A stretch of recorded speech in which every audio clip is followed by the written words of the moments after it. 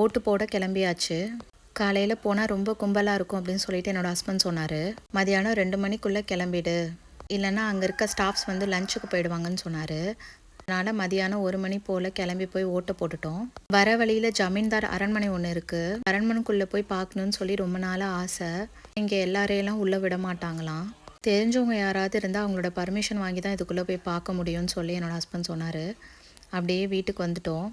என்னோடய ஹஸ்பண்ட் வந்து சிக்கன் பிரியாணி வாங்கிட்டு வந்திருந்தாங்க.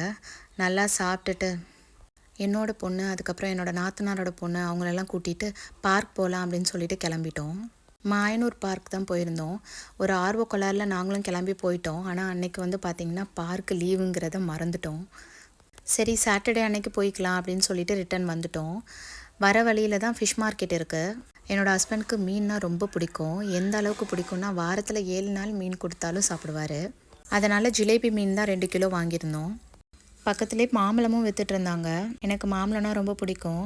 அதனால் வந்துட்டு செந்தூரம் மாம்பழம் தான் வந்துட்டு 1 kg வாங்கியிருந்தோம். தேங்க்ஸ் ஃபார் வாட்சிங்.